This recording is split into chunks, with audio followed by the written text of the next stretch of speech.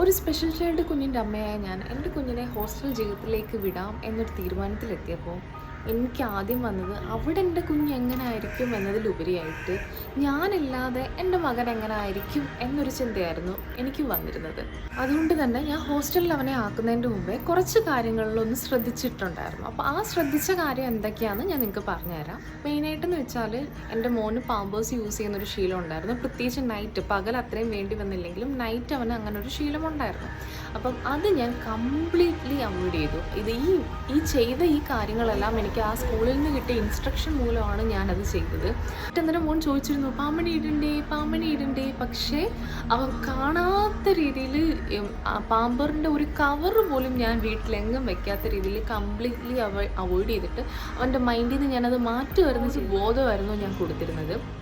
ഇച്ചിരി ബുദ്ധിമുട്ടുണ്ടായിരുന്നു. ഇടയ്ക്കിടയ്ക്ക് ഞാൻ അലാറം വെച്ചിട്ട് മോനെ ടോയ്ലറ്റിൽ കൊണ്ടുപോകുന്നൊരു രീതിയുണ്ട്. നമുക്ക് ഇച്ചിരി ബുദ്ധിമുട്ടാണ്, എങ്കിലും അവനത് കയറി വന്നു.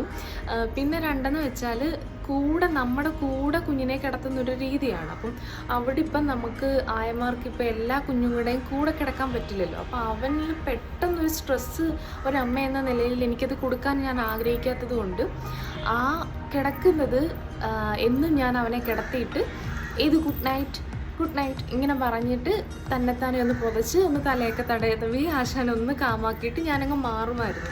അങ്ങനെ മാറുന്ന സമയത്തും പുള്ളിക്ക് അക്സെപ്റ്റ് ചെയ്യാൻ പറ്റില്ല. പുള്ളി 2-3 തൊട്ട് ഇറങ്ങി വരുവാൻ, കിടക്കത്തില്ല, ഉറങ്ങത്തില്ല, ഇങ്ങനത്തെയൊക്കെ ബുദ്ധിമുട്ട് വന്നിട്ടുണ്ട്. പക്ഷേ പതിയെ പുള്ളിക്കാരന് മനസ്സിലായി തന്നാണ് കിടക്കേണ്ടത്, ഞാൻ ഇവിടാണ് കിടക്കേണ്ടത്, അല്ലെങ്കിൽ മമ്മി അവിടെ ഉണ്ട്, ഞാൻ ഇവിടെ കിടന്നുറങ്ങണം, ഇങ്ങനൊരു ചിന്ത അവനിലേക്ക് വരാൻ തുടങ്ങി. ഞങ്ങൾ അതേ സെയിം റൂമിൽ തന്നെ മോൻ കട്ടിലും ഞങ്ങൾ താഴെയായിട്ടായിരുന്നു കിടന്നുകൊണ്ടിരുന്നത്. പിന്നീട് ഞാൻ മാറ്റിയെന്ന് വെച്ചാൽ എത്ര തറയിൽ ഇവൻ വാരിയിട്ട്, ഇപ്പം മോനെ സംബന്ധിച്ച് ഇഡ്ഡലി, ദോശ അങ്ങനത്തെയൊക്കെ കാര്യങ്ങളൊക്കെ അവൻ തന്നെ കഴിക്കാനൊരു ടെൻഡൻസി കാണിക്കുമായിരുന്നു. പക്ഷേ സ്കൂളിൽ പോകുന്ന സമയത്ത് സ്പൂണും കൊണ്ട് ഫുഡ് വാരി കഴിക്കുന്ന ഒരു പ്രവണത ഉണ്ടായിരുന്നു. വീട്ടിൽ പക്ഷേ ആള് അങ്ങനൊരു ഇതല്ല. പക്ഷെ എത്ര തറയിൽ കളഞ്ഞാലും അവൻ തന്നെ കഴിക്കട്ട് എന്നൊരു രീതിയിലും ഞാൻ കൊണ്ടുവന്നു. ഇത് കൂടാതെ വെളിയിലുള്ള ഫുഡ് കംപ്ലീറ്റ്ലി അവോയ്ഡ് ചെയ്തു. ഒരു കാര്യങ്ങൾ പോലും വെളിയിലത്തെ ഫുഡ് കൊടുക്കാതിരിക്കാൻ കംപ്ലീറ്റ്ലി ഞാൻ ശ്രദ്ധിച്ചു. പിന്നെ നമ്മൾ ആ സ്കൂളിലുള്ള അവരോട് കൃത്യമായി പറഞ്ഞിരിക്കണം, മോൻ എന്തൊക്കെ സംസാരിക്കാൻ അറിയാം, അല്ലെങ്കിൽ മോനായാലും മോളായാലും എന്തൊക്കെ പറയും, അല്ലെങ്കിൽ എങ്ങനെയാണ് കമ്മ്യൂണിക്കേറ്റ് ചെയ്യുന്നത്. ഈവൻ ഇപ്പം ടോയ്ലറ്റിൽ പോകാൻ പോലും അവർ ഒരു വേർഡ് അവർ യൂസ് ചെയ്യും, അല്ലെങ്കിൽ ഒരു ആക്ഷൻ യൂസ് ചെയ്യും. അതെന്താണെന്ന് കൃത്യമായിട്ട് അവർക്ക് പറഞ്ഞു കൊടുക്കുക. നമ്മുടെ കുഞ്ഞുങ്ങളുടെ ഒരു ഡെയിലി റൊട്ടീൻ എങ്ങനെയാണെന്ന് ഇവർക്ക് പറഞ്ഞു കൊടുക്കണം. അതേപോലെ മെഡിസിൻ കഴിക്കുന്ന കുഞ്ഞുങ്ങളാണെന്നുണ്ടെങ്കിൽ മെഡിസിൻ എന്തൊക്കെയാണെന്നുള്ളത് കൃത്യമായി പറഞ്ഞു കൊടുക്കുക.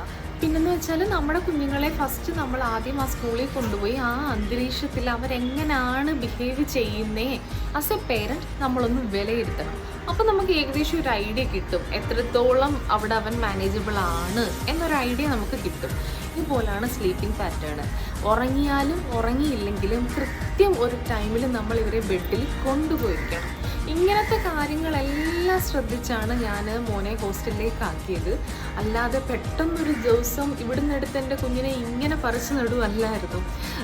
സ്പെഷ്യൽ പേരൻസിന് മിക്കവാറും എൻ്റെ സാഹചര്യം മനസ്സിലാവാൻ ചാൻസ് ഉണ്ട്. പക്ഷേ ഈ വീഡിയോയുടെ അടിയിൽ വരുന്ന നോർമൽ ചൈൽഡിൻ്റെ പേരൻസ് ദയവ് ചെയ്ത് നിങ്ങൾ എന്താണ് കാര്യമെന്ന് മനസ്സിലാക്കാതെ ഒന്നിനെയും വിമർശിക്കരുത് എന്നാണ് എൻ്റെ ഒരു റിക്വസ്റ്റ്. മാതാപിതാക്കൾക്കും തൻ്റെ കുഞ്ഞുങ്ങളെ ഇങ്ങനെ മാറ്റി നിർത്തുമ്പം എന്തെന്നില്ലാത്ത ബുദ്ധിമുട്ടും വിഷമമൊക്കെ ഉണ്ട്. അതേ ഒരു സിറ്റുവേഷനിലാണ് ഞാൻ. പക്ഷേ ചേർത്ത് പിടിക്കുന്നത് മാത്രമല്ല, പ്രത്യേകിച്ച് ഒരു സ്പെഷ്യൽ ചൈൽഡിൻ്റെ അമ്മയ്ക്ക് ചേർത്ത് പിടിക്കുന്നത് മാത്രമല്ല സ്നേഹം, അവരെ സ്വയം പ്രാപ്തിയിലാക്കുന്നതും ഒരു സ്നേഹത്തിൻ്റെ ഭാഗമാണ്.